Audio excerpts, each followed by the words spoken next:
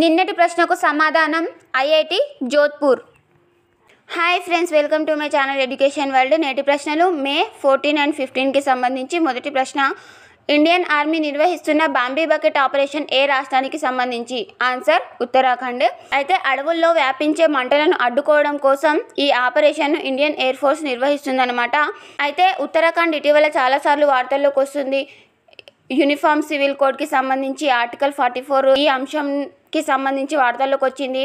Forest ఫైర్స్ని reduce చేయడం కోసం పిరుల్ Lao paise పావో అనే ఒక క్యాంపెయిన్ వార్తల్లోకి వచ్చింది. నేపాల్లో ఉత్తరాఖండ్కి సంబంధించిన కాలాపాని, లిపులేక్, లిపియాదొరా ఈ 3 ప్రాంతాలను వాళ్ళ యొక్క 100 రూపాయల నోటుపై ముద్రించడంతో ఈ అంశంకి సంబంధించి వార్తల్లోకి వచ్చింది.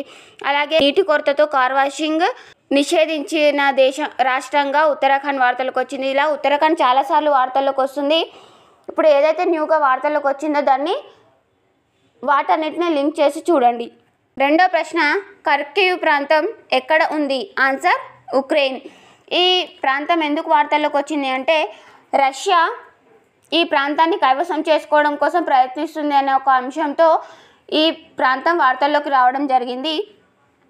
మూడో ప్రశ్న, ఇటీవల ఫిషరీస్ రీసెర్చ్ ఇన్స్టిట్యూట్ వారు కనుగొన్న 2 కొత్త రకం జాతి నీడిల్ ఫిషెస్ ఏవి?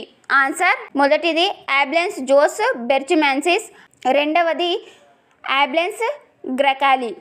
నాలుగో ప్రశ్న, ఇటీవల ఎయిడ్స్ వ్యాధికి అడ్డుకట్ట వేయడంలో విజయవంతంగా నిలిచిన ఏ దేశాలకు వరల్డ్ హెల్త్ ఆర్గనైజేషన్ సర్టిఫికేట్ రావడం జరిగింది? ఆన్సర్ బెలిజే, జమైకా మరియు ST Vincent and గ్రెనాడిన్స్.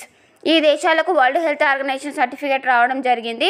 World health organisation యొక్క హెడ్ క్వార్టర్ జెనీవాలో ఉంటుంది అండ్ దీనికి ప్రస్తుతం టెడ్రస్ అదనం గారు విధులు నిర్వహిస్తున్నారు.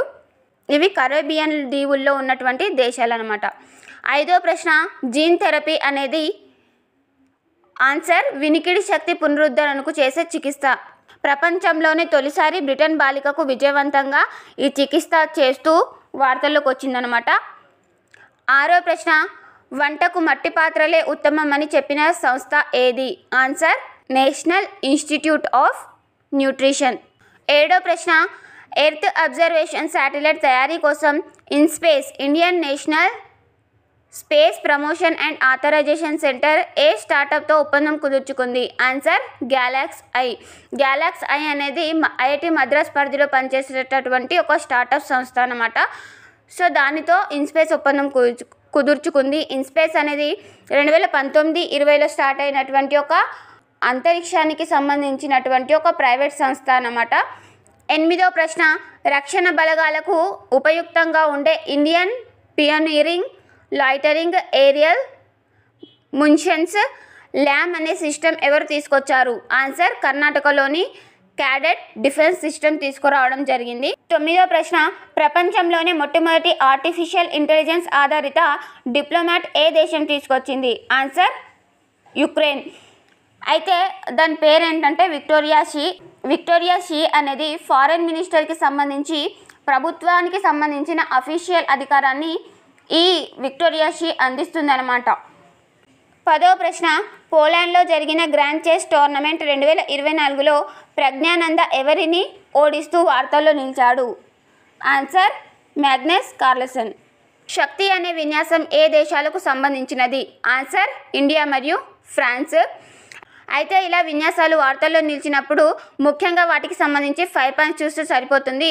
మొదటిది ఆ విన్యాసం యొక్క పేరు, రెండవది ఏ 2 దేశాలకు సంబంధించింది ఆర్ ఏ దేశాలకు సంబంధించింది, మూడో పాయింట్ అది సైనిక దళ విన్యాసమా, నావికా దళ విన్యాసమా లేక వైమానిక దళ విన్యాసమా, ఈ మూడిట్లో ఏదో ఒకటి ఉంటుంది, అది చూడాలి. అండ్ ఈ సంవత్సరం జరుగుతున్న ఎడిషన్కి హోస్ట్ ప్లేస్ ఇస్తున్న దేశం ఏది, అది చూడాలి. సో ఈ సంవత్సరం జరుగుతున్న ఎడిషన్ ఎన్నోవ ఎడిషన్, ఈ పాయింట్స్ చూస్తే సరిపోతుంది.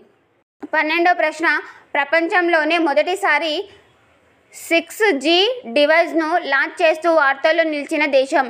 Answer Japan. 13వ ప్రశ్న, వనమూలికలతో చికిత్స చేసుకుంటున్న ఒరాంగుటాన్ని తొలిసారి ఎక్కడ గుర్తించారు? ఆన్సర్ ఇండోనేషియాలో గుర్తించారు. 14వ ప్రశ్న, చాబహార్ పోర్ట్ ఎక్కడ ఉంది? Answer Iran.